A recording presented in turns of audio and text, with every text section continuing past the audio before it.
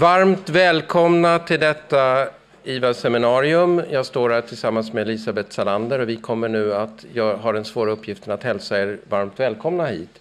Det är jättetrevligt att ha ett skogsseminarium, inte minst nya vindar i den finska skogen. Vi kommer att växla lite mellan svenska och engelska. Det blir inga framställningar på finska, vad jag vet. De ord som jag kan är huvudjolloa, som betyder god djur, och paikoilenne. Är det någon som vet vad det betyder? På edra platser, ja. Jag vann 1980 finkampen på 1500 meter på Olympiastadion i Helsingfors. Och då sa de paikoilenne, sen sprang jag. Det är i alla fall mycket trevligt med skogen och jag tror i mitt årstal som många av er fick utstå för några veckor sedan så var det väldigt mycket skog, men det är det faktiskt varje år. Jag tillhör dem som visserligen har utbildat mig lite grann inom skog, som civilingenjör KTH en gång och biotekniker. Men jag brukar vara duktig att framhålla både potentialen och betydelsen. Skogen står idag för ungefär en tredjedel av vår nettoexport. Lägger man på annan råvarubaserad så är det faktiskt hälften av Sveriges nettoexport som är råvarubaserad. Är det någonting som ska göra oss oroliga för framtiden så är det hur vi hanterar det här. Det är också så att vi ska se det som en möjlighet, en hållbar råvara och vi vet det här. Och frågan är hur ska vi verkligen utnyttja det här? Jag tror vi kommer att få total insikt i det idag, eller hur Elisabeth? Jag ser fram emot mycket detta seminarium. Jag har stor respekt för Finland. Trots att jag vann då 1980 så var det faktiskt jag som vann där. Men för 2014 gjorde vi en så kallad kungaresa, Royal Technology Mission. Då besökte vi många spännande industrier. UPM Kymmene var en då. Vi hörde Esa Peltnen som då berättade om det företagets insatser med stor hållbarhetsprofil, precis som skogsindustrin i Sverige har. Och det här är ju en framtid och det är ju en möjlighet att verkligen använda denna råvara på ett smart sätt. Men många vill använda den från energi till väldigt sofistikerade användningar kring hjärtstäntar och allt sånt här. Och vad ska den räcka till och hur ska vi använda den? Hur ska vi förädla den? Vi kan ju trolla med fibrer. Är det någonting som inte går att göra med dessa fibrer? Och nu kom det till med transparent trä i den forskning som görs. Men hur ska vi utveckla detta i Norden och göra det ihop med Finland låter för mig som en drömsits och jag hoppas att det bevaras i slutet av det här seminariet. Så Elisabeth. Ja, som sagt var välkomna hit och i avdelning 8 som heter skogsnäringens teknik och där jag är ordförande nu så är vi också mycket glada över att IVA driver ett projekt som heter innovation i skogsnäringen och så är vi med spänning fram med vad ni kommer fram till här under våren när det ska presenteras resultatet för det här projektet. Mycket arbete pågår kring de skogliga frågorna här på IVA men också på andra ställen i samhället. Och vi tyckte att det fanns skäl för oss att titta lite grann utanför landets gränser och vända oss då naturligtvis i första hand till Finland som är den närmsta och mycket framstående nation som vi har på det här området. Vi kommer att försöka kika lite mot Kanada så småningom under nästa år också. Så det kan vara en teaser för er som är här. Att ni har en chans kanske att hålla lite koll på seminarieprogrammet. Så dyker någonting därifrån också. Jag skulle också speciellt vilja hälsa välkommen studenter från SLU som är här idag. Jag tycker det är jättekul att ni kommer. Och jag vill också ge er det tipset att IVAs alla seminarier är gratis. Så att ni är hjärtligt välkomna även när ni kommer ut i arbetslivet att ta del av de här seminarierna. Kul att ha er här. Dagens övning, det har Johan Lindman lovat att moderera så att då lämnar jag över ordet till honom. Varsågod Johan. Tack för det.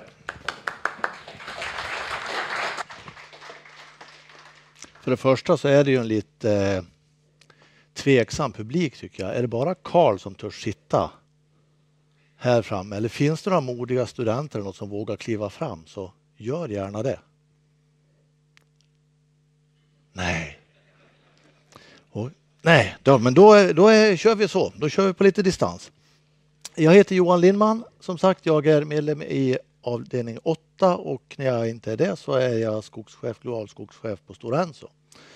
Och när man ska titta på vad skog utvecklas så brukar man ju traditionellt först åkte man väl till Nordamerika, Kanada och USA. Sen åkte man till Sydamerika och sen åker man numera kanske till Kina och ofta är det så att det mest spännande finns nära inpå. Och det är det vi ska titta på, friska vindar i den finska skogen idag. Och det är jättemycket spännande saker som händer i Finland. I min operativa uppgift så hade jag ansvaret för att utveckla, eller fortfarande har, men Stora Ensos verksamhet bland annat i Finland 2008, 2007, 2008, 2009, 2010. Det var ryska virkestullar som var dyra. Vi monterade ner den ryska skogsorganisationen nästan helt och hållet. Vi stod still med avverkning i 5 månader i sträck under 2008. Vi stängde fabriker, vi stängde linjer temporärt och tillfälligt och permanent. Och ur det här så kommer nu så att säga, en period där efter så att säga, finansiell kris, konjunkturell kris, strukturell nedgång så investeras det nu brett i Finland. Stora nya anläggningar, utveckling av mindre anläggningar, nya material. Och det här är jättespännande att se. Vad är det vi kan lära? Vad är det som händer? Vad är det för drivkrafter? Jag tror det var i fredags man skulle lämna in remissvar på det nationella skogsprogrammet i Sverige. Finland är i slutet på sitt andra nationella skogsprogram. Vi ska nog försöka få en bioekonomistrategi i Sverige. Det har man i Finland. Avverkningsvolymen i de finska skogarna kan ökas väsentligt. Det har med åldersklassfördelning att göra, men det har också med inställning att göra. Och ambitionen är att göra det, att utnyttja resursen. Och vad är det för drivkrafter i det här? Vad är det som får det här att ske? Och vad är det för lärdomar vi kan dra? Vad är det för samverkan vi kan ha? Och hur kan vi, 2 små nationer i norränden på Europa med sammanlagt 15 miljoner invånare, ta plats i Europa, i världen, exportera, tjäna pengar, bygga välstånd. Lite grann är det ska snurra runt. Och vi har 2 föreläsare som ska berätta för oss. Henrik Enroth kommer att börja.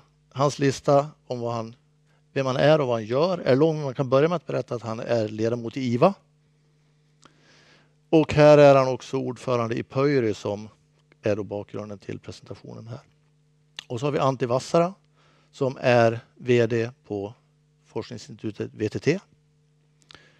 Och de här 2 herrarna tänkte jag ska få under första halvlek, en timme ungefär, hälften var, berätta om vad de ser och utvecklingsvägar och utvecklingstrender. Och sen hoppas jag att vi under den andra halvlek på ytterligare en timme får en livlig diskussion.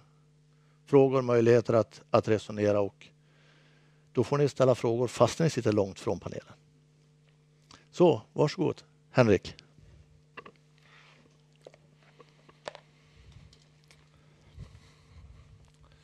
Ja, mina damer och herrar, det är en glädje att vara här hos er.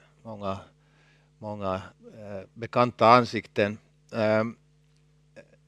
Det är också en glädje att vara i en sån här stängt rum utan fönster i Stockholm idag. Det är nästan lika mörkt och ruskigt som i Helsingfors. Och jag tycker att det här är en utmärkt ögonblick att tala om forskning och skog en sån här dag. Men vi kommer antagligen med Antti på vägen tillbaka att se den här Big Moon, eller vad kallas den, i flyget. Så att vi ser fram emot en angenäm återresa till Helsingfors också. Vi är här för att föreslå samarbete på olika fronter. Och det är något som vi kan kanske diskutera efter våra presentationer. Det första temat som är mycket aktuellt nu är den här klimatförändringen och därtillhörande nytt regelverk som kommer att behövas för att stoppa klimatförändringen. EU just nu i Marrakesh håller man på inom den så kallade COP22 efter COP21 i Paris ett år sedan att komma med ett helt nytt regelverk som också kommer att inbefatta skogen.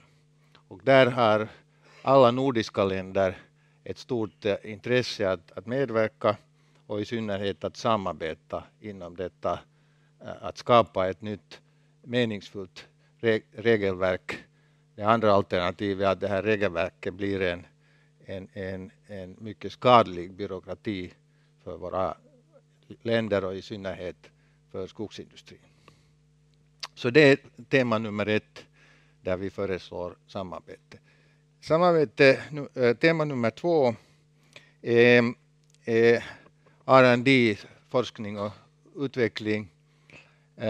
Jag hoppas att efter våra presentationer kommer alla att ha den åsikten att det finns ett stort potential, men satsningen på forskning, stor satsning på forskning kommer att krävas.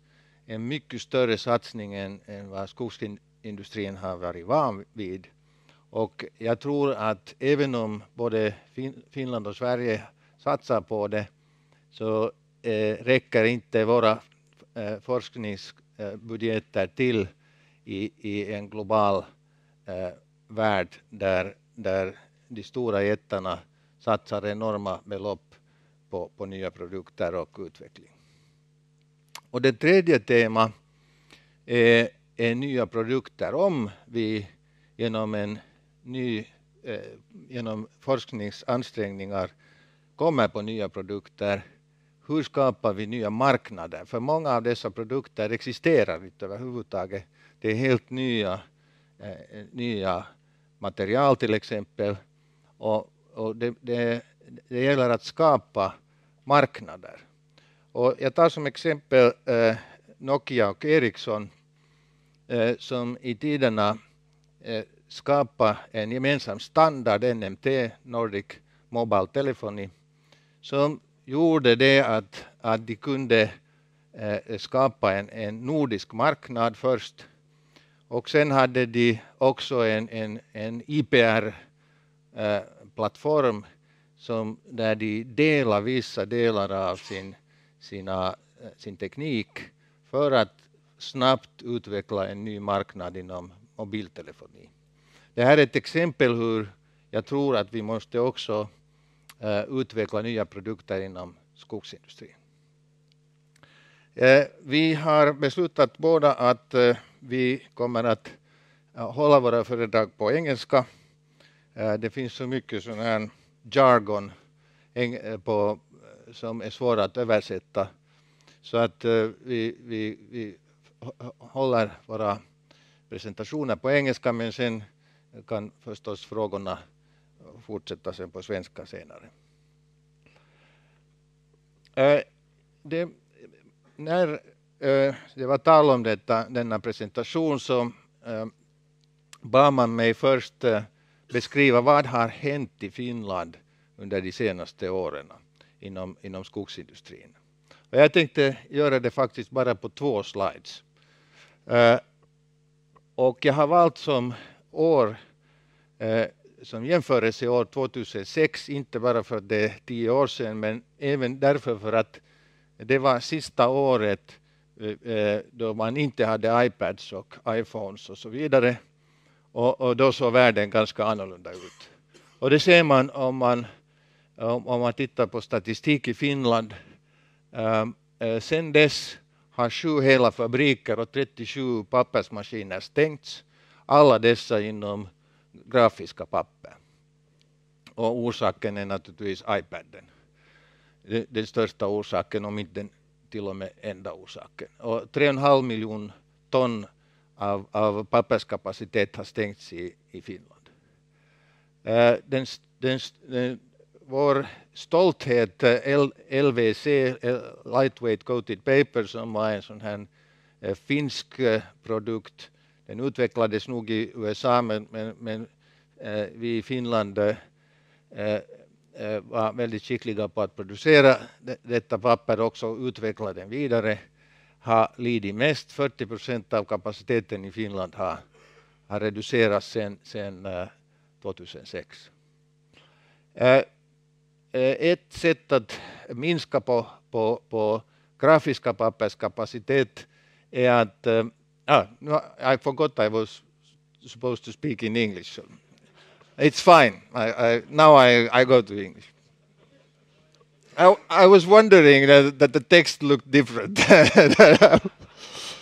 Okay, so one way to go from graphic paper to other grades which have a better market, like packaging grades, is to convert existing graphic paper capacity into packaging grades, like this has happened in Sweden and Finland and all over the world. So that has happened at the rate of 800,000 tons in Finland, so not a very big change. But I would say the most important thing what is happening in Finland is new pulp capacity. Long fiber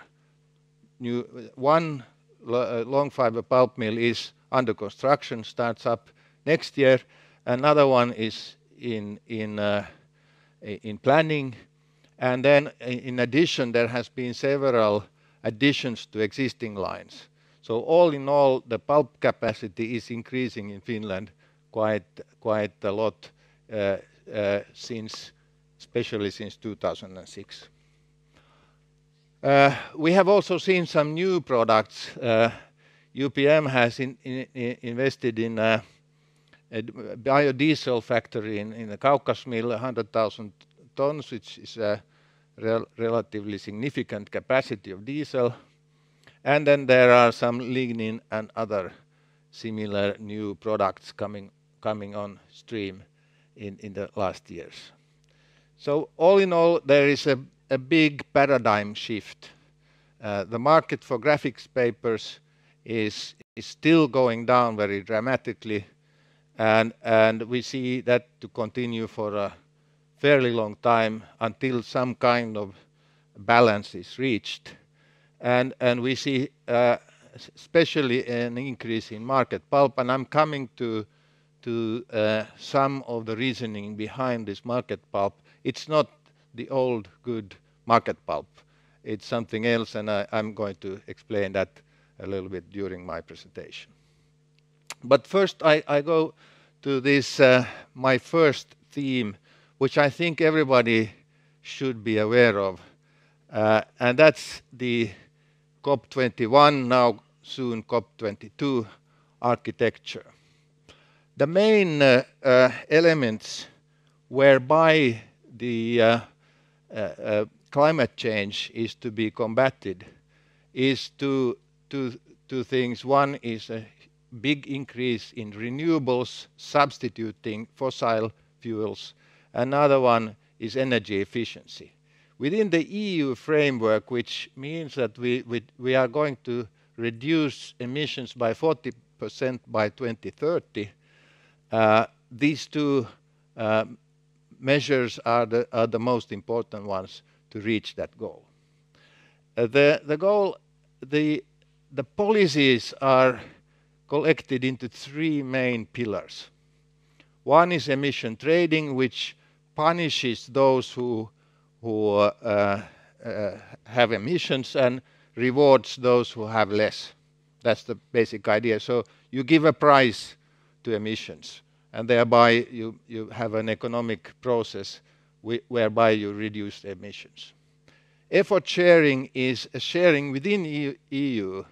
Some countries have easier to reach this goal than others. So there is a mechanism how to share the effort between different EU countries. And this is the new thing, and that's why I'm speaking about this. It's called the LULUCF, land use change of forests.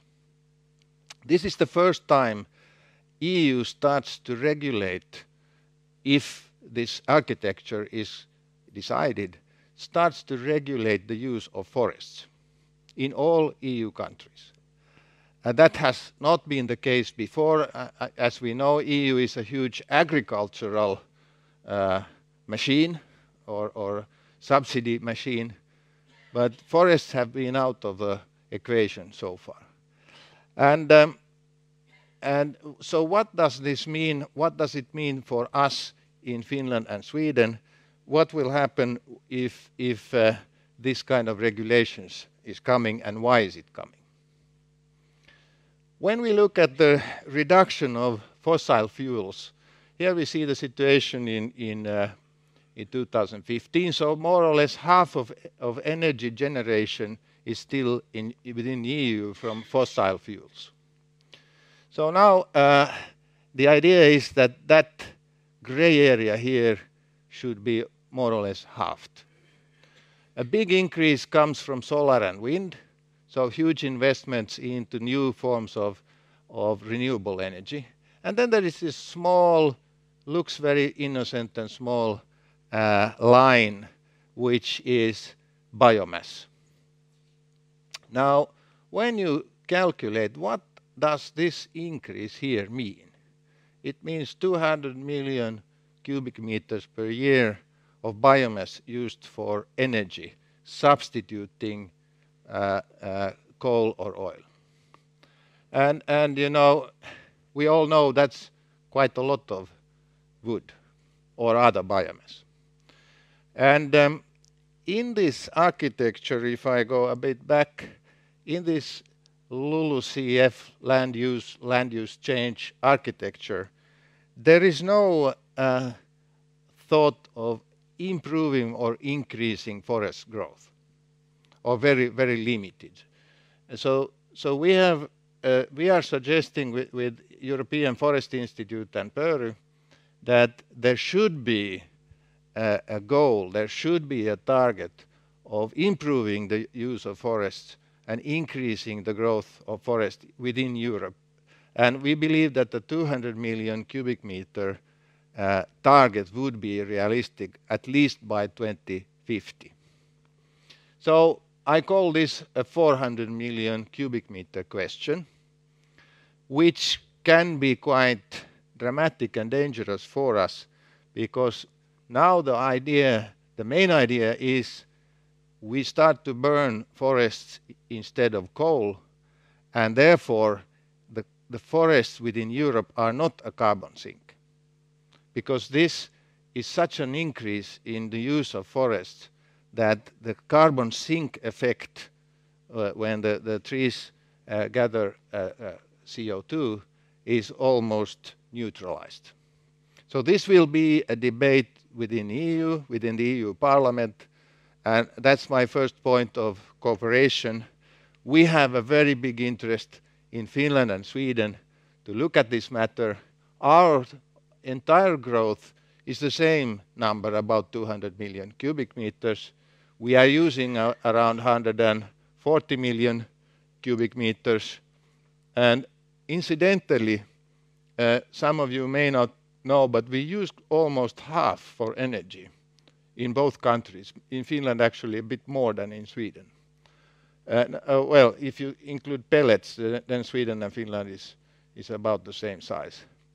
But there is a big difference towards the EU thinking. Half of the energy use, both in Finland and Sweden, is in the process. So it's recovery boilers and similar process-related energy generation, which is very efficient because the fuel is already at the mill site when it is used as energy. So there is no extra transport for this part of the energy in our countries. And that makes us very different from the other countries in Europe. And in our forestry programs, which you are now doing, and we have our own program, we have an idea of increasing the harvest in both countries.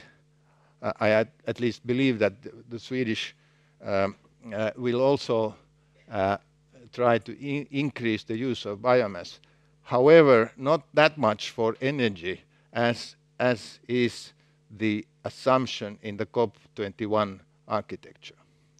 So here I believe we need to cooperate on a political level, but also on industrial and knowledge levels.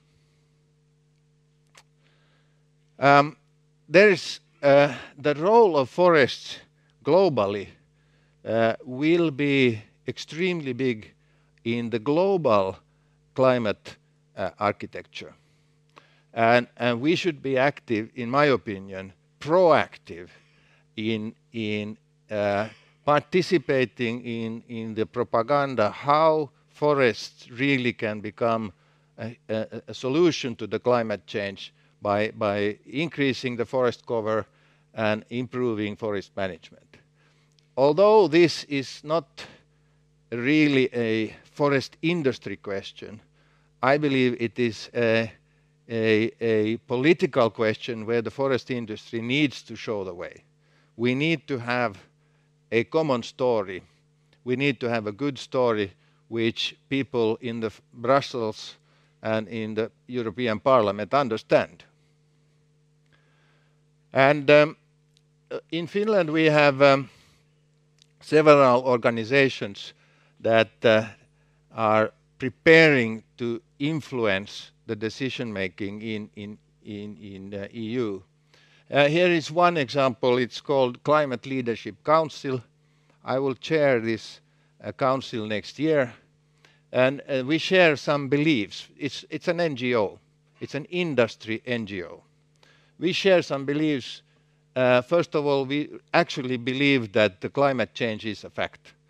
We are not like Trump, and we believe something has to be done, and we also believe that there are means to do this in an economically sustainable way, and we believe for forest industry there is even a chance of a very positive way to use the climate change, or not use the climate change, but to use new ideas and bring new ways to mitigate the climate change.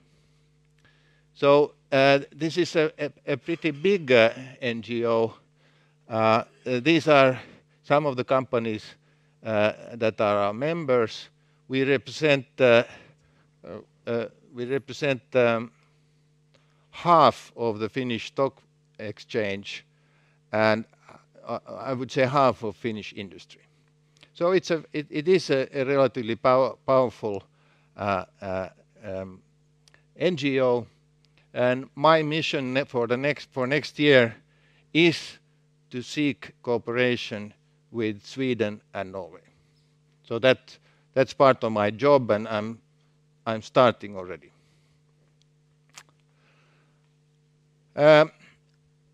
What we have said in this NGO, in this club, we have said that we need a much better story on the topic: what is bioeconomy, what is forestry, what is the forestry we want to sell to Brussels and EU. And when we talk about bioeconomy, I think in this room we understand more or less what we mean, but most of the people in Brussels understand it as burning biomass instead of coal. So it's an energy-related idea, and I have selected here what I call 7 Nordic must-wins. 7 topics under which we should have research under the bigger heading, bioeconomy.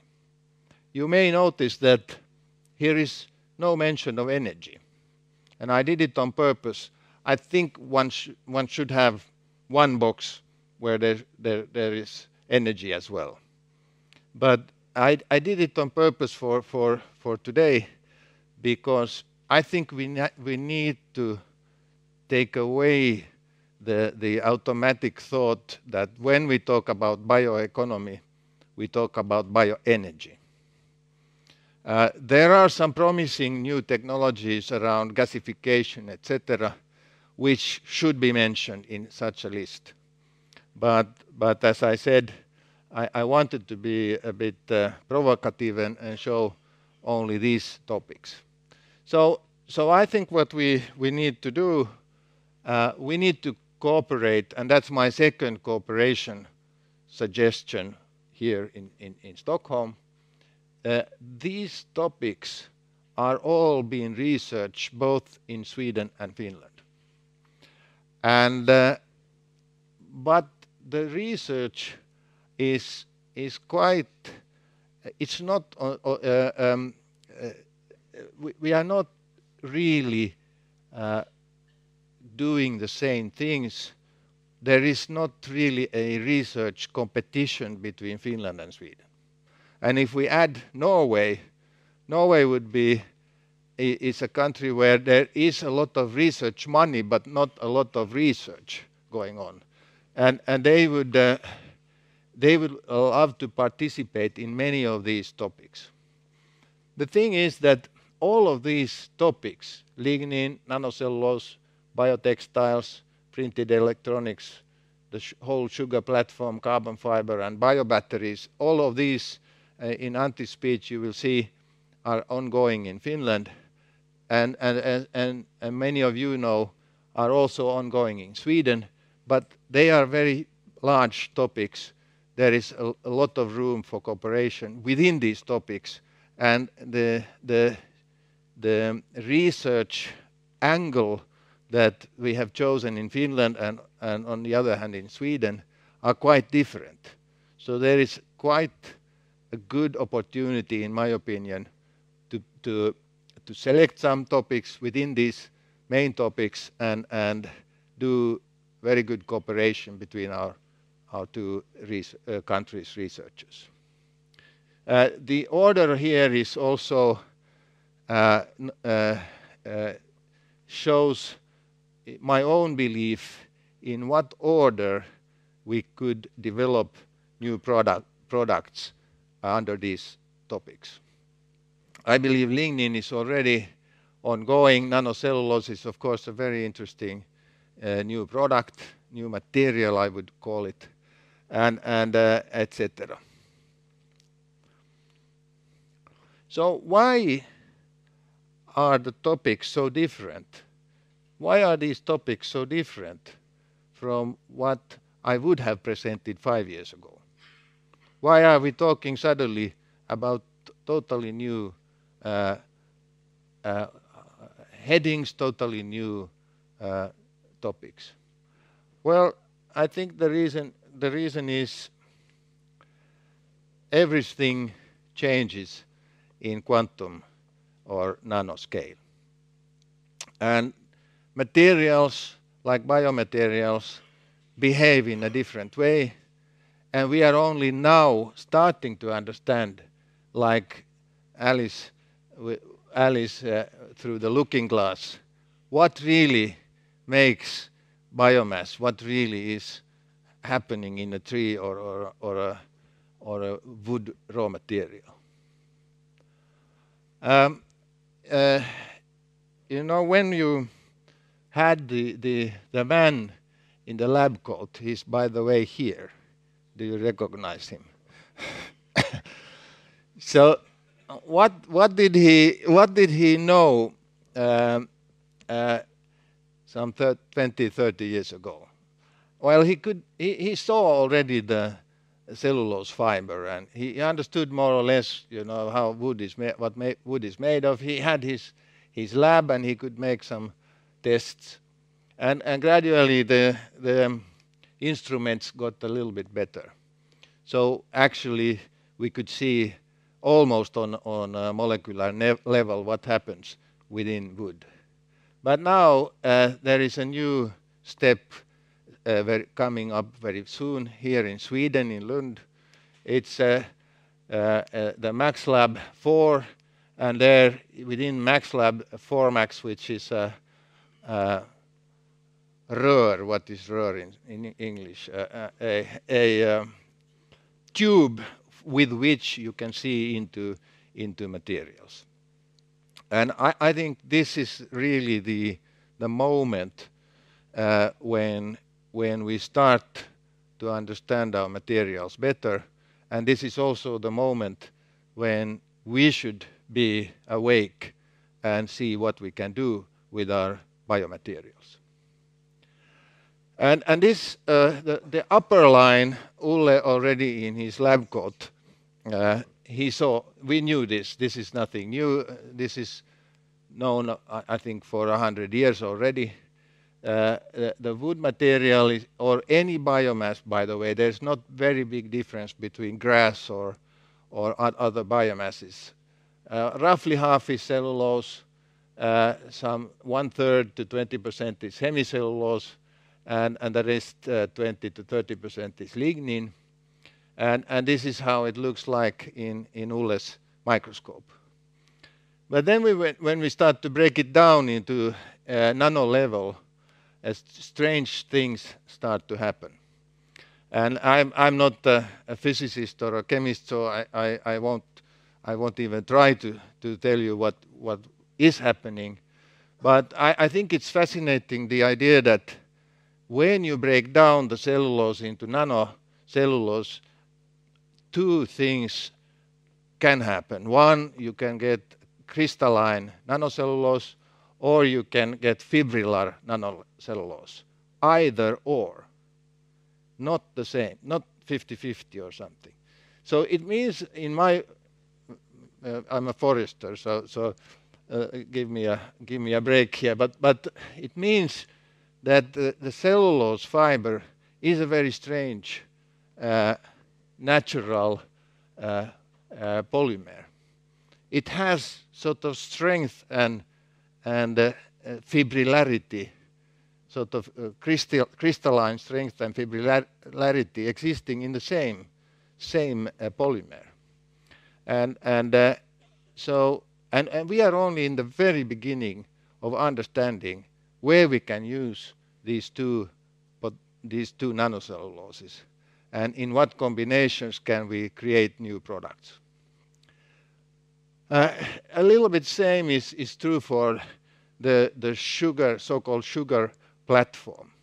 One of the things I think we in this room don't understand is that there are very few sources or large sources of sugars, and a pulp mill is one. 20% or 30% of all the volume coming into a large pulp mill, say 6-7 million cubic meters, 20 to 30% is sugar. And where else do you get so much sugar in a regular basis? All other sugars come, or natural sugars come from sugar beet or sugar cane, which are seasonal and are so you have a supply and then there is a pause until next year. The last item here is lignin, which we have not understood. We don't know the molecular structure of lignin still quite clearly, and this part, of course, we know is burnt in the recovery boiler, and we generate today energy out of it. The question is, are there much more valuable products that could be generated with this raw material? So just to show a little bit how things start to look like when you are on a molecular or nano level. This is a C5 sugar, this is a C6 sugar, so it's carbon atoms. That's the climate problem, carbon. And this is a pure carbon molecule called graphene. It received the Nobel Prize here in Stockholm 2010. It's 100 times stronger than steel, and it has a better conductivity than copper. And there is a route to produce this from biomass on lab scale, and it's not certain that this route is economic. By the way, billions of dollars have been invested in the research of what could be done with graphene, and so far, to my knowledge, nothing has come out. But billions of dollars are invested, and since when have you heard that the forest industry has invested billions in anything? So this is one of my points. We need to cooperate in research, because the numbers to reach something are so big when you are in a complex world of very small particles. Now, some of the man-made materials have a very high strength or stiffness.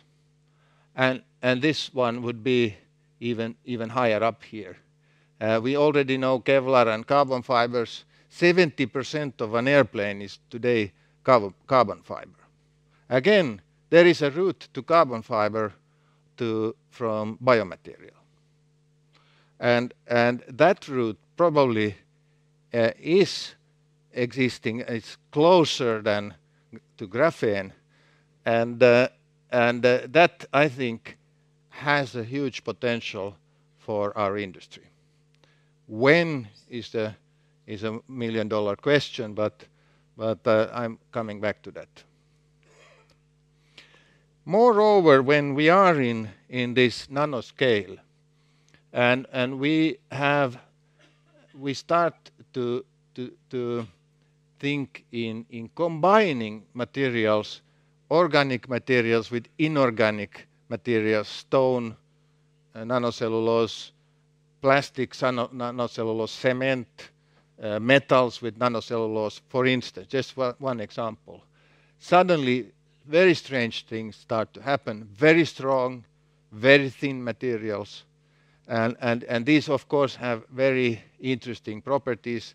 The thinner something is, the lighter it is, the better. And I think we are only in the very, very beginning of what can be done in the developing new sorts of composites. By the way, you should make an experiment. Put Google composites. And you will find in Wikipedia there are some examples: plywood and carton board. And very, very little other examples. So we have been forerunners sometimes 100 years ago in composites without knowing that. And now I think it's the second chance to do that. So now comes a critical question, and one of the reasons for closer cooperation between the Nordic countries. We have been, for the last 20 years now, producing bulk products that have a relatively low value, but we produce them in large volumes, and we still manage to make money with this kind of products. Can we switch to something that is 20 times more expensive, where the volumes can be small, but not necessarily so? So if you could make a car out of a biocarbon fiber, then of course we start to talk about big quantities and big bucks. But the research gap here is huge. This for sure means a lot of research money, and that's of course the reason for the high price also. And are we prepared? Are we do we have that mentality that we can push with better research into not only producing the product, but also the processes with which these kind of products are manufactured? So this is the pulp mills that we start to design nowadays. And on purpose, I have made this extremely busy, and I'm not going to torture you by going through this slide. But the pulp mill ain't what it used to be. And we need, as engineers in Peru, for instance, to be prepared for all kinds of new processes which are adjacent to the old fiber line. Actually, it's almost only the actual fiber line that is the same. I'm coming back to that, to why even that one is changing. And you have a lots of different potential new processes. And why is it so? What is the basic reason for this change?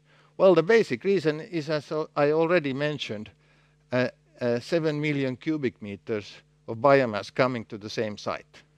The question is, how do you use it? For what end products?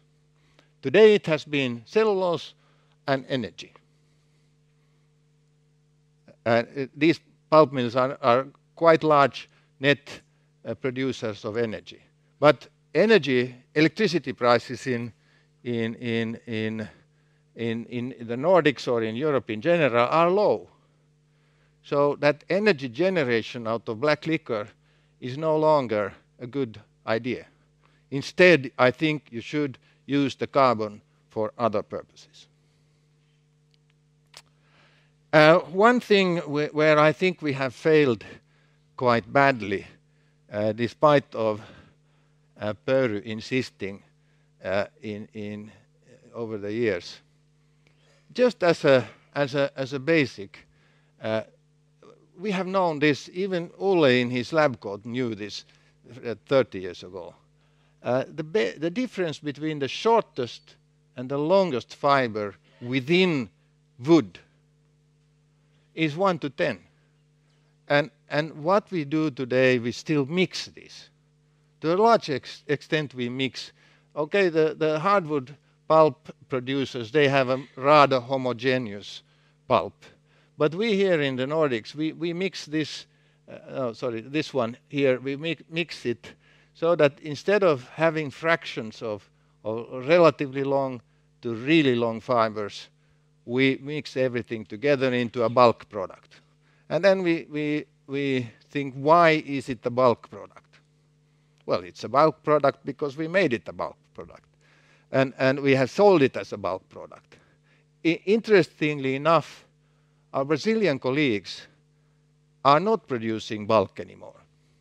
Fibria, which is the largest producer of market pulp in the world, sells pulp for tissue, which is different from pulp for packaging and other grades.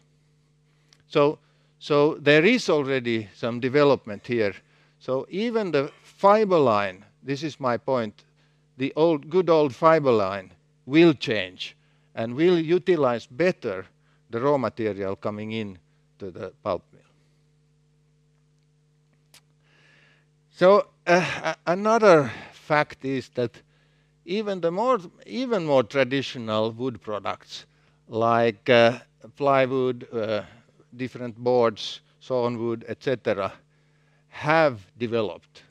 We heard here in Stockholm quite recently that the Empire State Building could be built out of wood.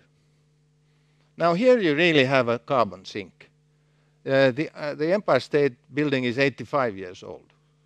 So for 85 years, this would be a carbon sink. So we should get a full credit for building this, a full carbon credit for building this building out of wood instead of steel or something else. And this is some part of the story we need to tell much better to our colleagues in Brussels and elsewhere. So how about this one? This is a Toyota car. It's not this is not a joke. You know, some of the wood products have improved to the extent that you could actually build a car out of wood in this way. This is a real prototype. I don't think Toyota will start to produce it, but nevertheless, I think it is a good idea. It opens up our thinking, and this is it could be a car made out of biocarbon fibers. For instance, Pöyry is discussing with some car manufacturers. They are looking for solutions how to build cars out of carbon fiber. Today, the carbon fiber, which is produced out of oil, is too expensive for cars. But as I already mentioned, airplanes, 70% is already carbon fiber. And if we would find a carbon fiber a little bit cheaper, maybe we don't need to do that. We do that instead out of bio-based carbon fibers. In the whole, let's say, bio economy under the heading bioeconomy, there are three what I would call megatrends. And they form a flera in Swedish. They are not singular trends. They are sort of interwoven into a rope. I already mentioned the bioeconomy. I just very briefly mentioned new energy, but of course that is a much bigger thing happening in the world. Energy ain't what it used to be also. And of course then digitalization that puts all this together into a completely new type of seeing the world. And I just take one example of digitalization, which I think is crucial. I'm coming back to the COP21 and climate change. One of the arguments of EU or other global institutions is that we don't know if the carbon sink works. We don't know if we give a credit or an incentive to someone planting a tree, how do we know that the tree is there next day? It's such in the minds of the bureaucrats in Brussels, it's an impossible task to evaluate if the tree still exists after 5 years or 10 years. But we actually know better the forest mass of the world than many other products or many other raw materials. We can, on a macro scale, this is Amazon, we can from satellite pictures see exactly how this area is how the deforestation or forestation is changing. We can from satellite information actually see every single tree in larger areas. And we are in Peru now developing an artificial intelligence program where you can actually see from a large forest area if that tree is healthy or not. If there in the bottom of it is there enough humidity for that single tree. So we can really see the whole. This is a resource. Forests are a resource of wood, which is with today's technology, we really can establish whether it's increasing or decreasing. And this, I think, is part of our story, part of the message. This is a trackable resource. So we can, if we can see every tree, we also know how much carbon there is. By the way, half of 1 cubic meter is carbon. And then again in Stockholm a month ago, there was the Wallenberg Prize, which was awarded to a CT scanner. And so we not only do we know how much trees there are in the Amazon, we also know what is inside of the tree. So we have a computer tomography showing what is inside of the tree, which helps us to produce a better sawn log or better sawn wood. And that I think that will really change the way we think about the raw material as well. And this is my last slide, and I hope that so far I have given you quite a lot of optimism and positivism in the future of the forest industry, not only in Finland but in the Nordics in general. But then there is a nasty question which we were discussing the other day at the office. Since when have we in the traditional paper industry come up with a new product? And I think we came up with 1990. I hope I'm not offending you, some of you. Maybe there is someone who has come up with something. But a paper grade which would show in the export-import statistics, for instance. I think it's the last one is the microflute. Actually, in the solid wood industry, there is more development, which some of us here think is even more traditional than paper making. So, and then the question is it so that everything has been invented in this industry? Like mobile phones is ready. So is paper also, everything is done. Is it lack of ideas? Is it lack of money? I believe that's one of the things. We are not a research-oriented industry. Or is it lack of will, or is it both? All of three. And I think we should examine ourselves a bit more in this industry. And I can say I have a 35 years experience in the industry.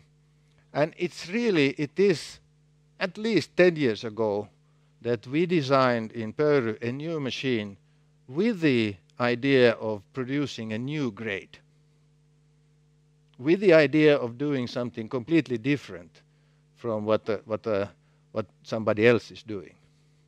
And we used to do that. That was the main idea when you built a new paper machine or a pulp mill. You wanted to achieve some competitive advantage through technology. Now you are just thinking about bulk, and you are thinking about tonnage and efficiency, which is of course important as well. But I'm just putting to you the question, have we been sleeping a little bit here during the last 10 years or 20? Thank you very much, and I now hand over to Antti, who will in more detail go through this.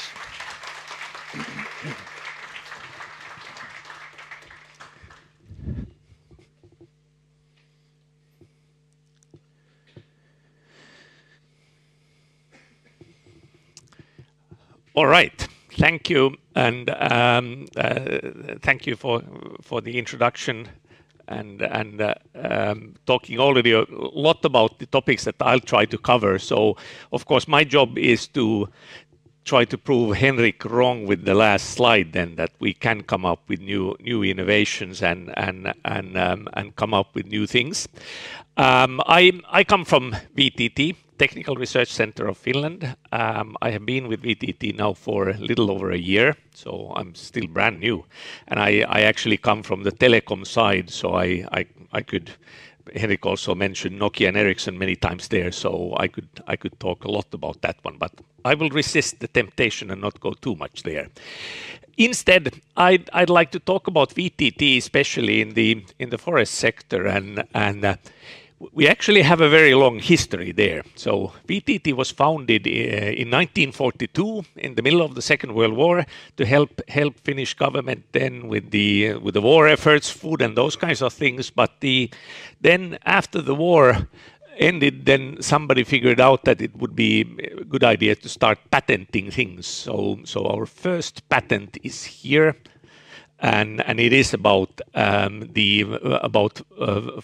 forest industry in a sense, then that the kind of like how to make these cellulosa plattor. I think this is pretty much plywood in the sense then that kind of like that. And sorry, now there is Finnish here, but you don't need to read it. But the point that I want to raise from this one is that in here they're basically patenting something that by accident they discovered that you don't need that much pressure and that high temperature, so less pressure and less temperature can achieve the same thing. So this was more on the side of serendipity or accident.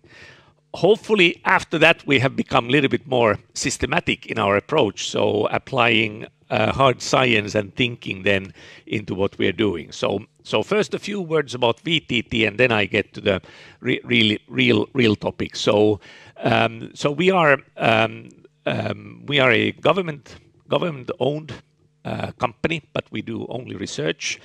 and in many ways we are similar to rice, or rice is similar to VTT. And our sole purpose is to use technology and scientific research then to help companies commercialize innovations, and we do that through many means. So we are patenting a lot, even now, spinning off companies, doing scientific publications, and these types of things. And we have roughly, out of the 2,400 people, we have roughly 2,000 people who are solely involved with research.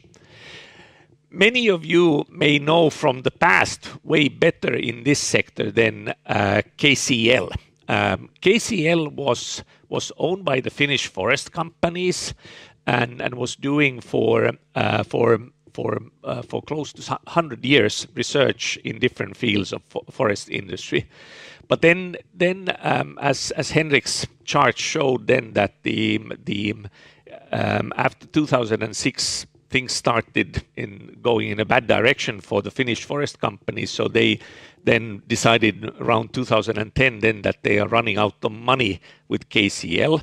But luckily then at that stage then there were wise people who understood then that there were a lot of good competencies, and those were then merged together with VTT back then. So and many of the things, for example, this is a picture from Espoo near Helsinki. There was a paper machine, and now kind of like then that the studying how to make paper is no longer in such high demand.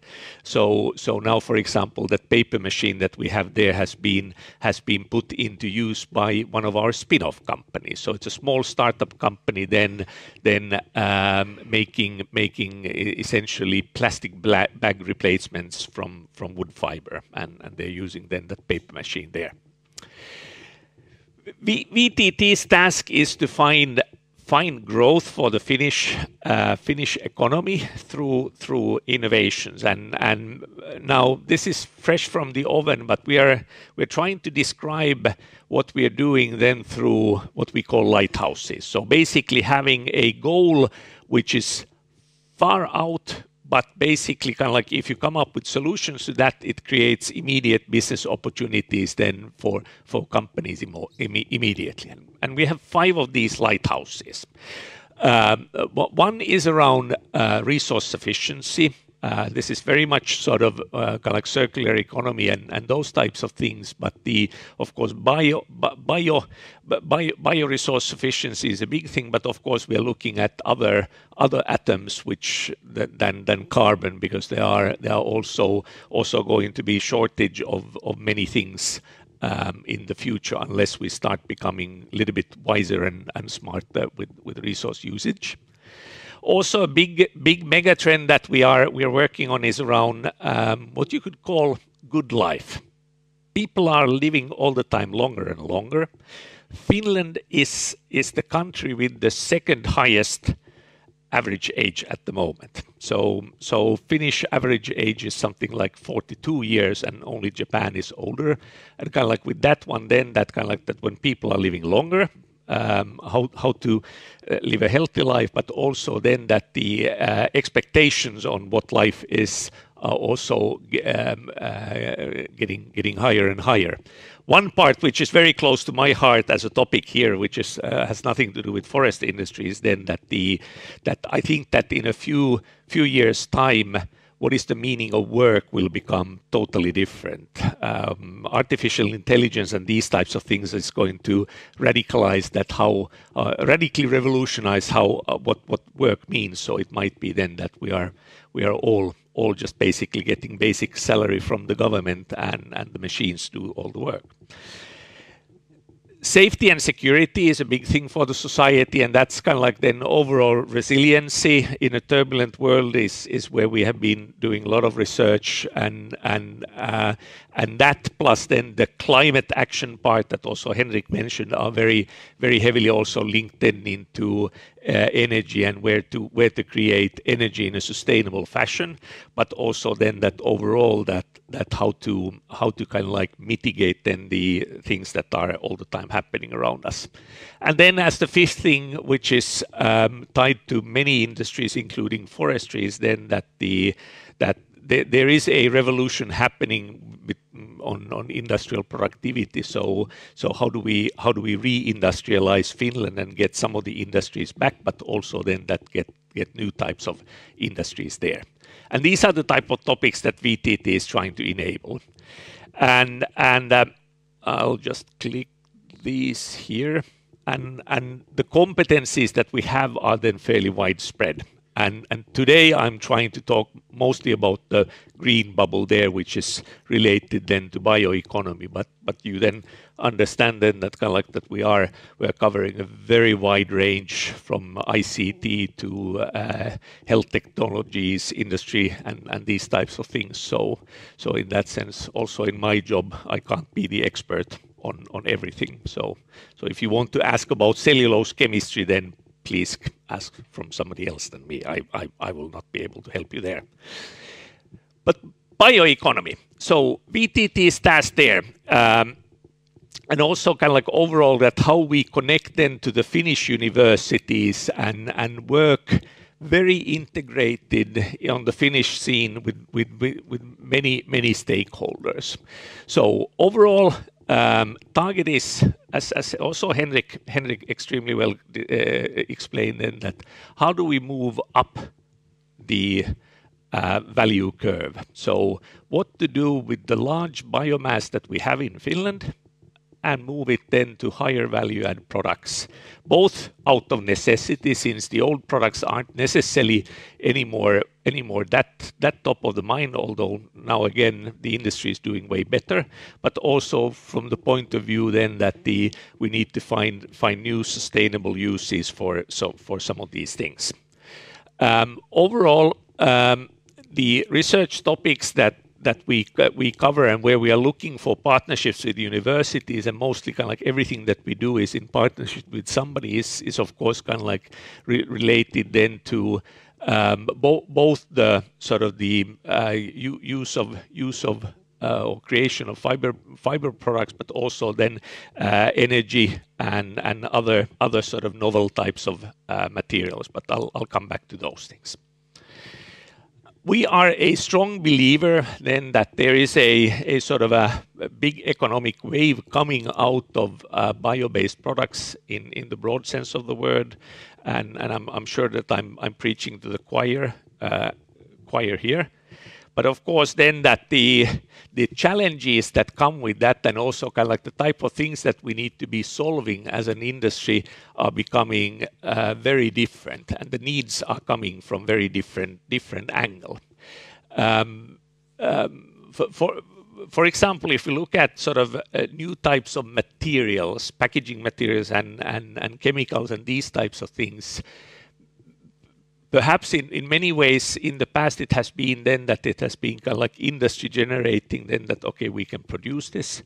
Now very strong demand is coming from brand owners that have then requirements both from their customers and their own strategies then that the materials that they use need to be sustainable, and also in a sense then that it might be that some of the products cannot be sold anymore to their customer base unless then that they adhere to certain type of standards. Also, sort of clearly one driver for the research that's needed is then that what to do with waste or the side streams. And that's coming down to both to resource efficiency and resource sufficiency, but also in a sense then that how regulation and these types of things are forcing then to find usage then for the side streams. And of course, all the time improving then the quality and efficiency of the processes that are being used. So disruptive technologies are happening, and we strongly believe then that they will reshape the forest industry fairly dramatically. use of information or data is something then that will also be a major driver of disruption here. Not in the sense then that what the materials as such are like, but in the sense then that how the business systems and the value chain are changing, but also then that what being able to gather information and utilize that, how they will create new business opportunities. Lot has been said and discussed, of course, then that kind of like that the coming up with new methods for pulp production and extraction techniques, how wood-based textile fibers are probably both better than cotton and polyester, but also then that they are more sustainable. So in that sense, then that they help us reach the environmental goals better, and then like also already mentioned then that some of the things that have been byproducts or just been burned like lignin, they can be turned into very high value added products in the future. Now, we have had a lot of research separately on ICT related topics, sensor technologies, these types of things, and then forest industry. And in the old days, these research groups, neither at the universities nor at VTT, they absolutely never met. So maybe there were then kind of like people who started doing, for example, different types of sensors for paper machinery and kind of like helping then with the automation and those types of things. But I think that one of the key trends that we are seeing is then that how the whole forestry value chain is going to be digitalized, but also then that both the availability of information and the ability then to do that will also help both improve the business, but kind of like create new types of business systems. I'll come back to this because I think that this ought to be one key area for collaboration. Then in the material side, I actually, and as a new guy coming into this field, I am absolutely fascinated about the opportunities kind of like at the moment sitting in the laboratories around new types of materials and new types of avenues that can be pursued. Maybe it's just kind of like sort of a beginner's excitement around these topics, but when I've been going around our laboratories and kind of like hearing that what is being worked on, I think that's kind of like gives me at least a lot of hope then that the new types of products will be coming up, and these are of course just some examples of type of things that we're working on, and I'm sure that your organizations are similarly working on one thing to just highlight here that Henrik didn't mention, the foam forming and foam production. So instead of pressing the cellulose into paper, then that you leave it actually then into a foam form, and that then has lots of very good characteristics, both in insulation and packaging type solutions, but I'm sure also in other areas. And this is again one example then that where we can replace then fossil-based products then with or materials with sustainable solutions. Nanocellulose or cellulosic nanofibrils are a big development path for us, and of course in many countries this has been studied. We have had in Finland with both with the companies with Stora Enso and UPM and universities like Aalto research programs on these for a long time. Some of the solutions are of course now emerging, but in many ways perhaps nanocellulose is still a fantastic answer.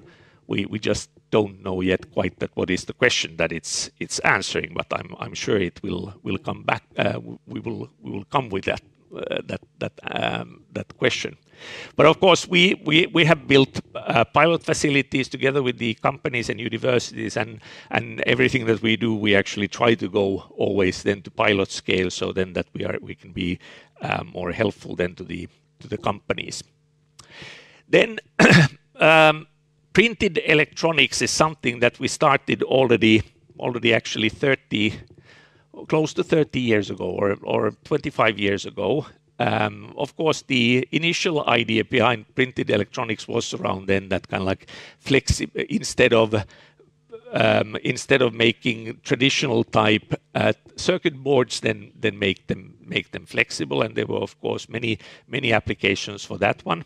But now kind of like then that when moving then to new materials, including then bio-based or cellulose-based, then we can see that we can create very different type of products that wouldn't be possible with other technologies. And this is of course an area that where there are leading teams, research teams in Sweden, like in Linköping and elsewhere.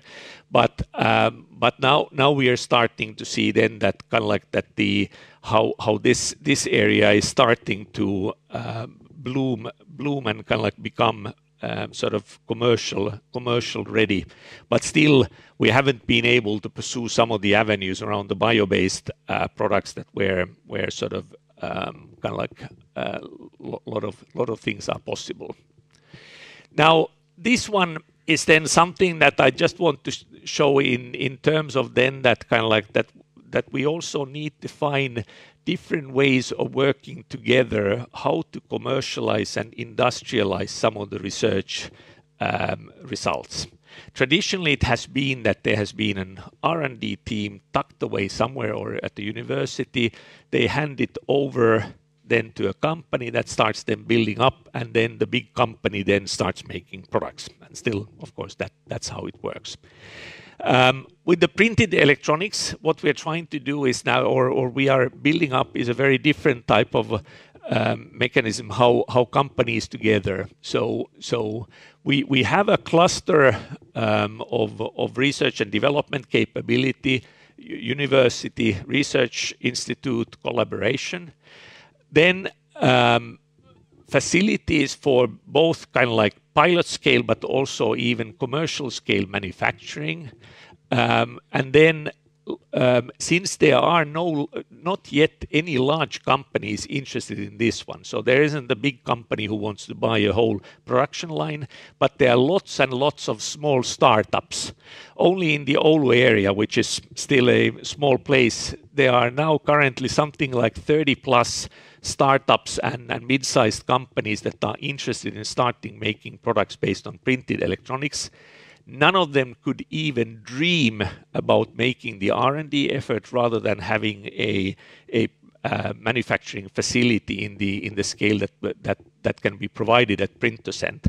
So that's sort of enabling then kind of like basically we hope that we are enabling the birth of a new industry in the Oulu area with this approach, and hopefully some of the companies then grow up and kind of like then can afford their own systems. Lignin, of course, has been already mentioned many times, and that's an area that where we have been doing for a long time research. All the people who have been a long time in the industry have been telling me lots of stories about this, and kind of like lots of stories about how you can't make money with lignin, but hopefully we all will eventually prove that wrong. And of course, kind of like we have some work going on, and for example around the composites for example cars, and in that area. Now we are looking into is this, that there are composites plus then the printed electronics brought together. So instead of then that you would have a plastic panel and then switches and indicators and those types of things, everything is basically integrated into one thing, which both gives cost advantages then to the car company, but also other types of things, and also can be then designed in a way then that it's actually looks rather modern.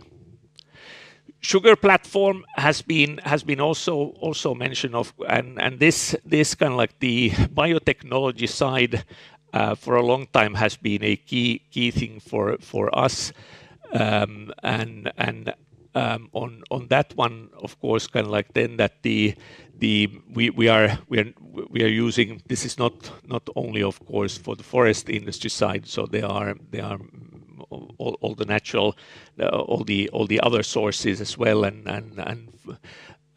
but this is very much linked then into this that kind of like that when thinking about food sufficiency and food sustainability, that we need to find new sources for protein.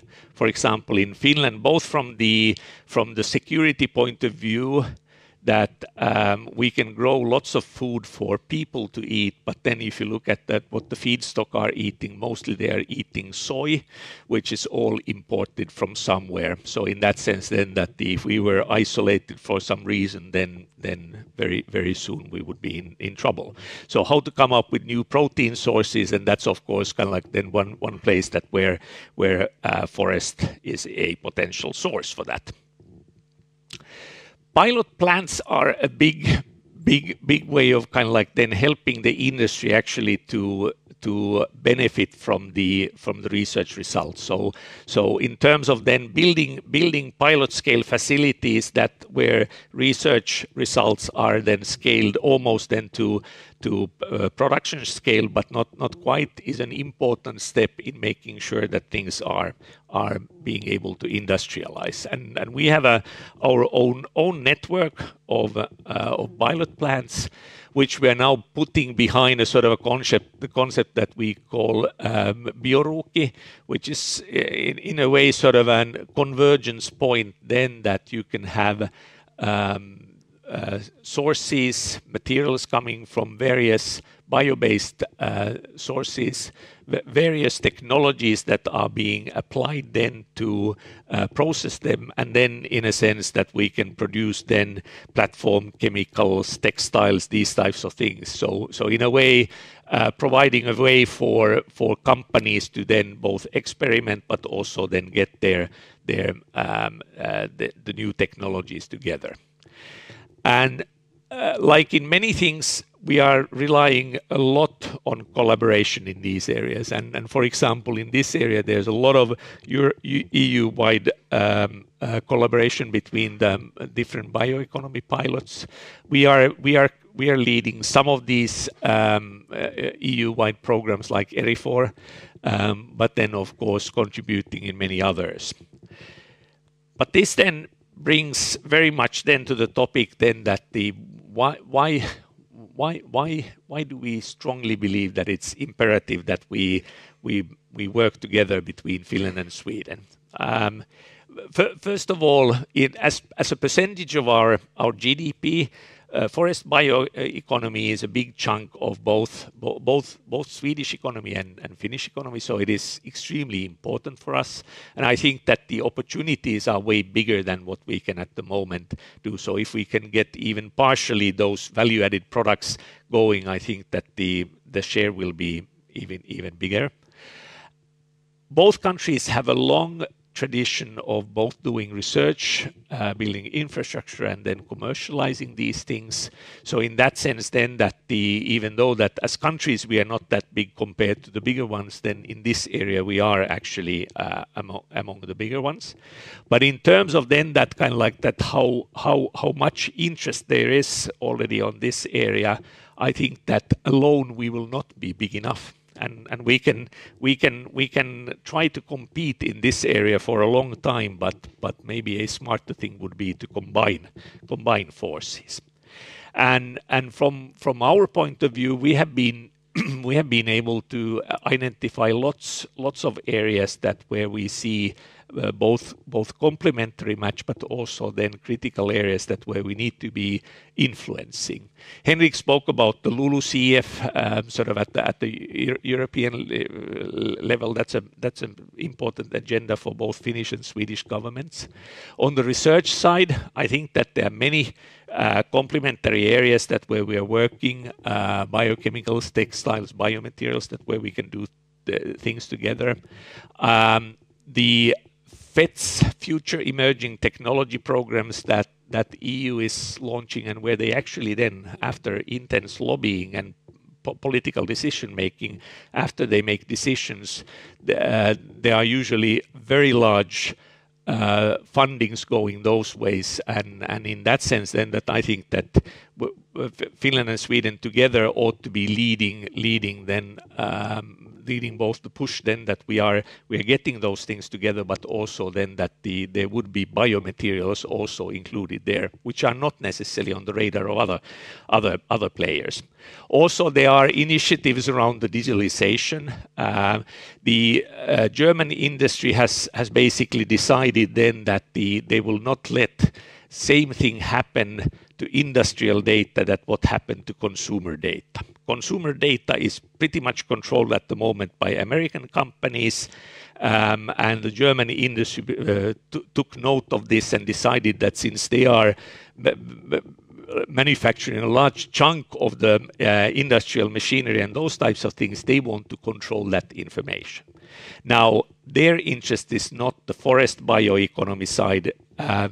Nordic companies are acting there, so that ought to be an area that where collaboration then happens, then that Sweden and Finland together would be pursuing that and trying to then kind of like then push for the not control of that information, but at least then that there would be common standards there.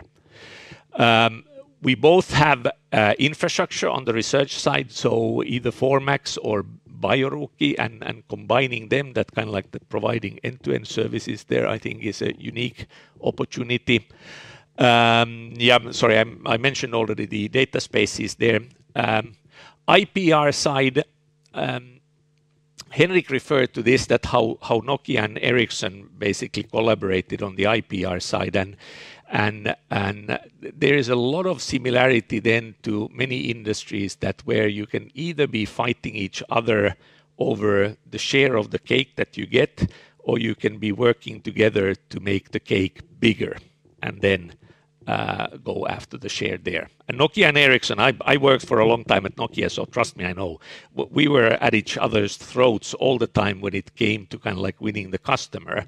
But in terms of then collaborating on the standards, we were best friends. And that was, of course, and that was totally legal stuff that was happening there, but there was a very, very good effort all the time going on around IPR and kind of like creating the standards that enable then, for example, GSM to conquer the whole world against the American and Japanese standards. And that was not an accident. That was really, really smart thinking. And that type of market making, I think that we also ought to be doing together and kind of like helping each other succeed. But with that one, I'll finish, and I think then it's time for the questions.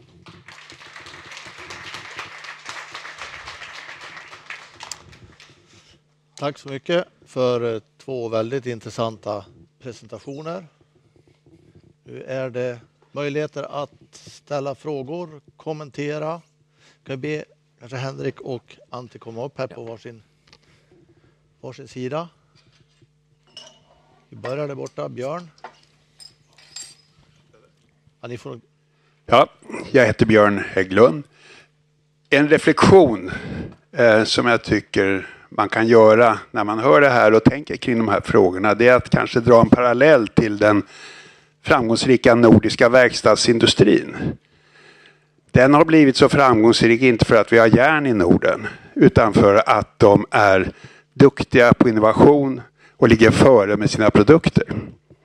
Tittar man nu på vår industri, så historiskt så har vi levt ganska mycket på råvaran och hålla ner kostnader. Men det som händer nu när man gör nya material etc. Det innebär förmodligen att man kan ta vilket träd som helst och så att säga bryta ner till en sån där tjockflytande genomskinlig vätska som är nanocellulosa och sen producera bilchassin eller vad saken nu gäller.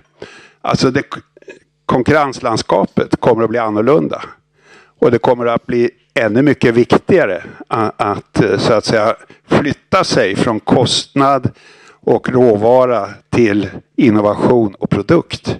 Och det här är ju en svår sak i skogsindustrin eftersom vi har långa ledtider.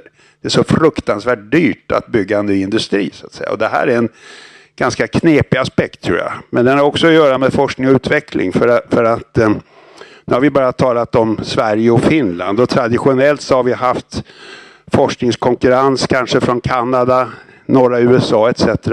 Men på det här området är ju till exempel Sydkorea, Japan, Kina oerhört långt framme, oerhört framgångsrika. Och våra forskare åker ju dit för att försöka lära sig en hel del. Så att det är en ny värld som öppnar sig. Tack. If you don't mind, I reply in English. Apart from me being very bad at cellulose chemistry, my spoken Swedish is also bad. I can understand Swedish. But I can only agree with your reflections, and I sort of kind of like that. I think that, for example, China is very systematic in the way that how they define their targets. So, sort of their quarterly planning is 25 years, and they decide that which industries they will dominate, and they don't pick the current ones, they pick the future ones, and they're going strongly after many of these things, and kind of like then we might be suddenly wondering then that kind of like that what happened here, unless we're awake. Jag håller helt med Björn och kanske tillägga det att om vi tar ett bolag som Airbus till exempel som behöver nya material. Ett sätt är ju att övertyga dem om att vår skogsindustri gemensamt skulle kunna utveckla sådana material. De kommer ju aldrig att acceptera en source of supply i alla fall. Så att det finns på det viset ingen, alltså den som äger IPR för en biocarbon fiber, den måste sälja licens i alla fall.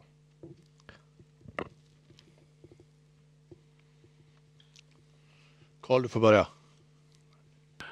Okej, jag tycker att det är väldigt bra det här att vi får resonera om hur vi samarbetar, för att vår gemensamma konkurrent är ju som sagt olja, kol och betong. Och det är väldigt viktigt det Henrik här nu säger, alltså att för att komma fram på marknaden måste det finnas flera leverantörer. Så att därför finns en grundläggande en grund för ett samarbete, det är helt klart. Min fråga är egentligen, vilken nivå är det viktigast? Är det på industriernas nivå eller är det på den här RISE VTT-nivån, eller är det akademiska nivån som ni vill så att säga? Eller var ska man lägga tyngdpunkten på den här typen av samarbete?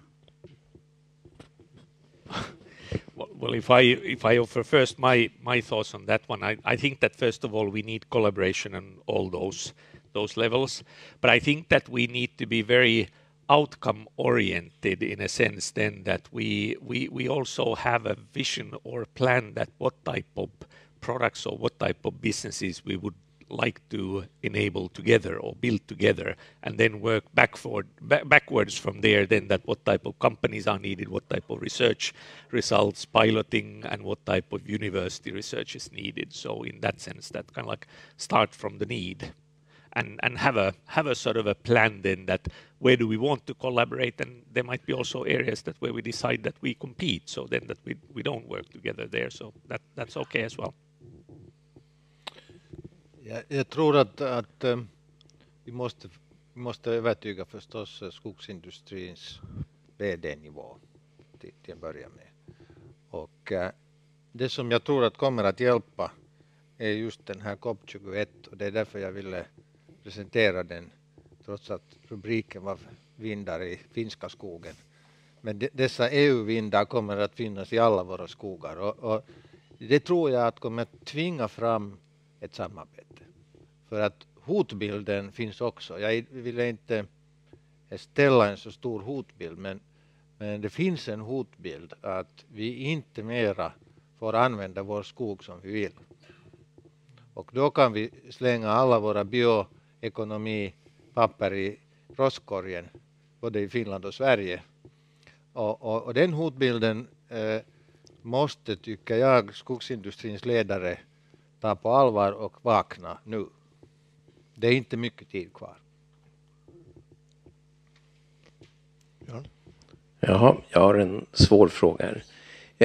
Hur mycket revitalisering ser ni av industrisektorn i skogen? När man tittar på disruptive områden i USA så kommer det ju nya företag och det kommer riskvilligt kapital.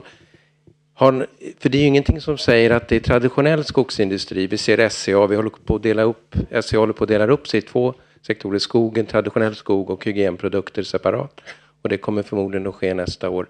Kommer det, tror ni, i Finland, ser ni riskvilligt kapital komma in? Ser ni att nya bolag kan växa kring nya applikationer? För att om man ska göra hjärtstäntar av cellulosa, man behöver 10 träd ungefär. Så det behöver inte vara de som äger skogen och de stora fabrikerna. För den delen kan mycket väl överleva på annat sätt. Hur ser ni där? Det riskvilliga kapitalet, kastar de in pengar nu i nya material? So I think that the kind of like there are many industries that where sort of the initial investment is so big, and that's why they have been kind of like favoring the old companies. But if you go to materials that where the price per kilogram or price per ton is 10 or 100 times higher, then kind of like then I think that the barrier to entry might be kind of like more based on technical competence rather than being able to have access then to that capital. But also kind of like then that if you look at some of the Chinese players, they have all the access to the capital that you can need, and kind of like what I'm scared about a little bit is then that kind of like that when we look at what we think ourselves are the best technologies that we have, the people who are kicking tires there and interested in them do not have any roots in the Nordic countries. They are all from elsewhere, and that's kind of like then that why don't we see more Nordic companies or Nordic startups then kicking around kind of like those new ideas? That's sort of then that where we might be not only the big companies disrupted by the startups, but it might be then that it's entirely different countries, and like you were mentioning, then the kind of like the Asian countries that where there's a lot of interest. Jag tror att om vi ser vad är entry barrier till denna nya Alice in Wonderland värld om den händer. Så entry barrier för tillfället är ju det att om någon som är Airbus eller någon modernt kinesiskt bolag tittar på skogen, så de tycker ju att det är väldigt svårt med motorsågar och sånt som du sysslar med varje dag. Så de tycker att det är en svår business. Men om man sen tänker på att om research-investeringen är 1 miljard till exempel för att få till stånd något helt nytt material, så är det inte sist och slutligen den entry-barriären som är den större.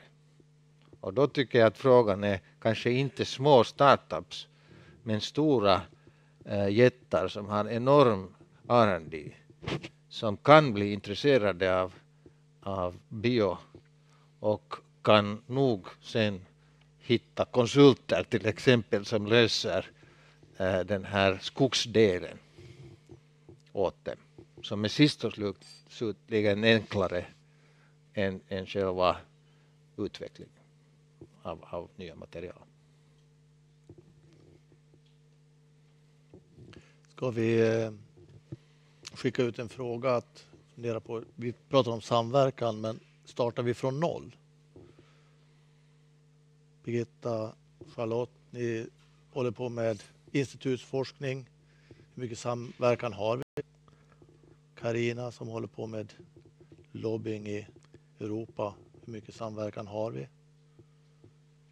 Företagare som finns, hur mycket samverkar vi? Skogsägarföreningarna samverkar, Gunnar. Så är vi på noll eller har vi ett stort mått av samverkan som vi inte ser framför oss? Jag kan ju svara lite på den från institutens sida. Or should I take this in English? Or there's some special reason for that? Maybe I should. I'm the president still for Inventia and will also be the division manager for the division bioeconomy in the new organized RISE. There is of course a long historical route of collaborations between KCL and the old STFI and also between VTT and Inventia in recent years. Could it have been more? Certainly. Should we try to accomplish that in the future going forward? Yes, I think so. But there is of course a lot of need for collaborations also in other fields. When you do collaboration in research world, you have to join forces with as well academia as companies and so on. But feel very welcome to take contact and let's meet soon somewhere. Yep. Okay. Och jag är Charlotte Bengtsson, jag är vd på Skogforsk. Och precis som Birgitta sa här så har vi ju jättemycket både pågående och planerade samarbeten med Finland och inte så mycket med VTT men väl med Luke. Så vi har suttit tillsammans och faktiskt redan här under förra året och alldeles nyligen börjat att skapa gemensamma projekt. För vi ser ju att vi står inför samma utmaningar. Och vi har även i de projekten involverat Kanada och institutet FP Innovation. För vi tycker att vi har ännu mer att vinna om vi även samarbetar med Kanada. Jag sitter här och grunnar på en liten fråga som jag tänkte passa på att kasta ur mig också.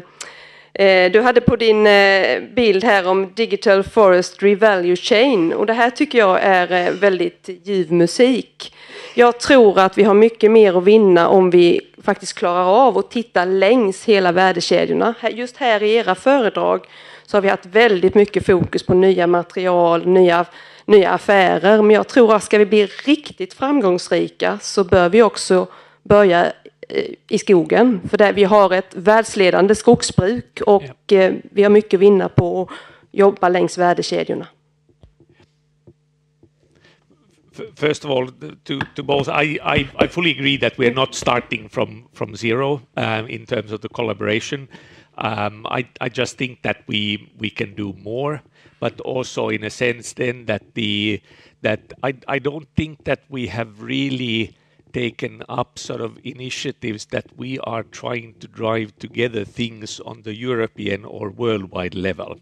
So in that sense, I see a lot of kind of like point-to-point contacts and good work between researchers, but maybe we need to kind of like pull up our forces together so then that we can take leadership on the bigger things on the world scale, and that way kind of like influence where things go. And I'm of course fully agreeing then that we need to involve others as well, that it's not just us. On the digital value chain, that's what I also kind of like we mean then, that kind of like starting from the sort of very, very much kind of like knowing that, like Henrik was describing then, that knowing each tree that's growing out there and kind of like following through. And I think that there's sort of superior information that we have, we just are not necessarily using it as much as we should. And also then that kind of like that creating then the way that the industry ought to be using that information is also one way that we can kind of like shape how things go, because that's the part that where we probably are, or we potentially can be ahead of other players. And always, if you control the value chain or you're the architect of the value chain, you usually gain some advantage from that one.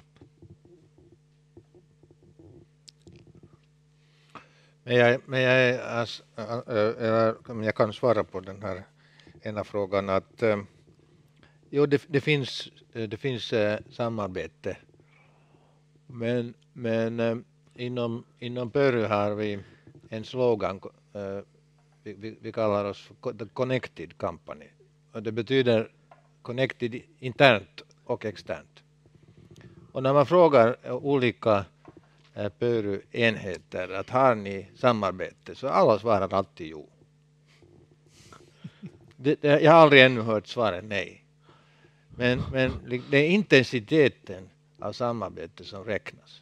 Att blir det resultat? Ser vi någonting konkret? Eller är det bara prat? Och om vi tar den politiska nivån, jag har lite satt mig in i den här COP21 och COP22-frågan. Och fråga, har vi samarbete mellan Sverige och Finland i denna fråga som är aktuell nästa februari? Och då säger alla jo. Och så frågar jag, precis, vad är detta samarbete? Jo, någon minister har träffats och talat om saken. Ingen vet ju ens vad det är frågan om. Det är sanningen. Och jag tycker att den här samarbetsfrågan, vi ska ta den på allvar. Det är det som är mitt budskap. Ja, Carina. Carina Håkansson, vd på Skogsindustrierna och då kollega med Forest Industry Federation i Finland. Och jag vill svara på frågan om vi har samarbete med jo. Det har vi. Men vi har ju en lobbyorganisation i Bryssel som heter SEPI och vi samarbetar mycket mellan den finska och den svenska skogsindustrierna inför under möten och i olika konstellationer. Men däremot så tror jag absolut att vi borde öka intensiteten där vi tillsammans, Sverige och Finland, vi behöver möta marknaden i Europa, jag menar inte att vi ska kommunicera med marknaden, men vi behöver möta politikerna i Europa och göra klart och kommunicera mer kring att skogsbruk är bra för klimatet. Skogsbruk är det bästa vi kan göra för klimatet och att använda våra skogsprodukter. Och det är det här basen i det gemensamma som vi har, som jag tror att vi verkligen kan kommunicera tillsammans ytterligare. Och där är det verkligen ett behov av sån kommunikation. Vi är ju Europas fiberbod. Och det tycker jag att vi verkligen behöver berätta väldigt mycket mer om. Sen när man går in på mer specifika frågor, det är då skillnaderna mellan Sverige och Finland blir lite tydligare. Du var själv inne på LULUCF till exempel, som vi har liten annorlunda attityd till alltså kommissionens förslag än finnarna. Men vi behöver inte gå ner på den typen av detaljer, utan jag tror att det räcker med de här grundläggande frågor om att skogsbruk är bra för klimatet och vi har en förnybar råvara. Skulle vi kunna gemensamt agera för att få det känt och accepterat, då hade vi nått jättelångt. Ja, äntligen så har vi annan åsikt. Alltså, och det är ju bra så att det blir debatt. Jag tycker att vi ska gå in på detaljer. Absolut. Vi måste ha en förhandlingsagenda gemensamt. Vi måste veta exakt hur den här COP21-arkitekturen fungerar. Annars är vi blåsta. Det är jag helt övertygad om. Och våra politiska förhandlare måste ju ha ett mål. Och det målet kan inte vara annorlunda för Finland och Sverige. Hur kan det vara annorlunda? Det kan jag inte förstå. Ska jag svara? Nej, det tror jag faktiskt inte heller att det är. Jag tror inte att målsättningen bör vara annorlunda. Jag menar mer att det visar sig när vi går igenom olika typer av förslag från kommissionen att vi har lite olika historik, och det gör att när man är långt nere på detaljnivå så har vi lite olika förutsättningar. LULUCF, det förslag som finns från kommissionen när det gäller just det tycker vi i Sverige är hyfsat bra, medan ni i Finland oroar mer för det beroende på er historik och att ni också, precis som du visade själv, vill öka avverkningen mycket mer. Eller vi har, när vi pratar förbränning i biobränslepannor, så har vi också olika tekniska, historiska förutsättningar och styrmedel som har gjort att vi är lite... Det är den typen av detaljnivå som jag menar att där kan vi behöver inte prata om det vi är oense om. Det är bättre att vi pratar om det vi är ense om. Jag tror att vi är ense om allting. Vi går tillräckligt långt in i detalj på molekylnivå. Det här låter som när min fru säger åt oss att vi är ense. Jag känner igen det där. Ja. Fler funderingar? Ja, jag har en fundering och funderar lite grann kring det här med samarbetet. Om det är så att vi har blivit rädda för att samarbeta på grund av de här konkurrenslagstiftningar och sånt där. Vad är det som håller tillbaks bolagen? Att man inte pratar med varandra? Eller har det gått för långt? Eller är det så att reglerna är så tuffa så man får inte samarbeta? Det har du erfarenhet av. I think that many companies are thinking then that they're their worst competitors. And kind of like perhaps for a long time it has been like that it has been kind of like then that the world has been circling around Finnish and Swedish companies in this space. But I used to work for Nokia, as I've said that kind of like, so I've seen one extremely hyper competed area, and kind of like then that I saw sort of then that kind of like that the latter part of Nokia's faces. So I saw that how easy it is then to lose them to global competition. So kind of like one thing that has made me is then first of all very scared that how big the world is and how much there is knowledge and competence around there. So we have to be scared about the global competition, but it also kind of like then made me believe then that if you do smart things, even smaller countries and companies can survive. But then there has to be a realization that the competition is global. It's kind of like the enemy is not across the Bottniska viken. Jag måste passa på att bryta in också med en kommentar som jag tror att just det där är ju faktiskt något man kan välja. Vi Stora Enso lanserade det här för någon vecka sedan, nya byggsystem. Bygga industrialiserat och valde att göra de här systemen öppna. Inte stänga dem med det enkla argumentet att vår konkurrent är inte andra som bygger i trä. Vår konkurrent är de som bygger i cement och stål. Så att det finns ju ett val i vad man vill konkurrera och vem man vill konkurrera med. Men nu jag tror, Elisabeth, att du har helt rätt att det är ett stigma. Alltså våra skogsindustri-vd gick ju omkring med jurister och för att om de träffades mot förmodan. Och jag kommer från, som många av er har varit inom skogsindustrin mycket länge. Tidigare var ju skogsindustrin alldeles för öppen. Men det fanns ingen IPR. Man kunde båda våra organisationer i Sverige och Finland berätta precis all teknologi i sådana handbooks som delades ut i hela världen. Som jag tyckte var ganska vansinnigt. Men nu har man då plötsligt kommit på att IPR är viktigt. Det är en sak. Och den andra saken är att man inte får diskutera med varandra. Ingen deras stämmer ju. Så som vi har diskuterat här tidigare. Alltså det som är förbjudet är ju att manipulera marknaden och ha monopolistiskt beteende. Det är förbjudet. Allt annat är tillåtet, som du sa.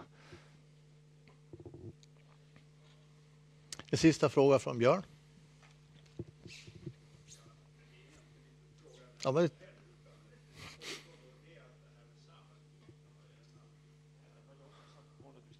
Ja, okej då. Ska jag ta det som en vink? Nej, samarbete är ju väldigt olika. Nu har vi pratat om samarbete ganska långt fram i utvecklingskedjan. Jag jobbar ju med det här Wallenberg Wood Science Center. Där sysslar man ju med grundforskning egentligen. Det är grundläggande forskning. Där har man de spelregler som gäller i den akademiska världen. Vem har publicerat vad? Vem är först med vad? Meriteringar, allt det här. Det är en helt annan dynamik och en helt andra spelregler när det gäller samarbete. Och framförallt måste man ju vara väldigt distinkt, tydlig och ha någonting att bidra med från båda sidor för att då publicera gemensamt, som är den djupaste formen av samarbete där. Så att jag tror att den här samarbetsfrågan, den måste delas upp i sina olika partier. Längst ut i ena ändan när det gäller produkter, då kan man ju inte samarbeta. Men det är ju rätt mycket däremellan. Och också på den här grundforskande delen kan man samarbeta. Men man måste vara väldigt väl definierad.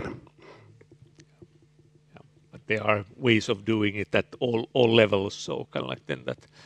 Sometimes I think that the biggest obstacle between real collaboration is also then that it's way sexier to be traveling to Silicon Valley than to Södertälje or Vasa, or so that we need to make it more attractive to be traveling short distance.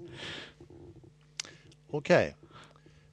Avslutningsvis en fråga till er båda två. Du visade att den sista produkten som blev stor kom för mer än 10 år sedan. 20. Det är mer än 10. Vad är tidsaxeln? De här nya materialen som jag har sett. Hur lång tidsaxel måste vi se framför oss jobba med innan några av dem är stora kommersiella produkter?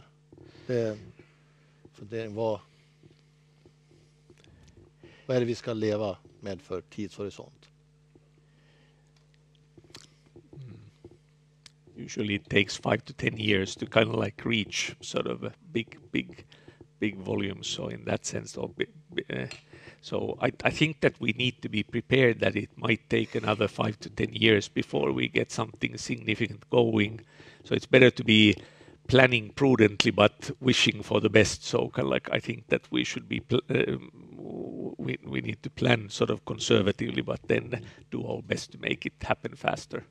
But I think that there's so many different areas here that could fly very quickly. Some of the packaging materials or kind of like then some of the digital things. So I think that we're close to getting breakthroughs.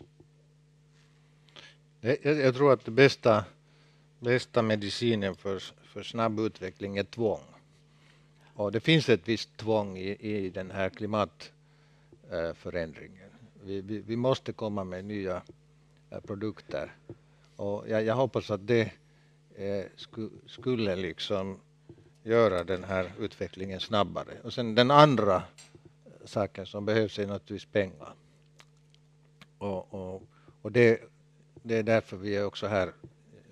Gemensamt har vi kanske tillräckligt pengar för en lite snabbare tidtabell.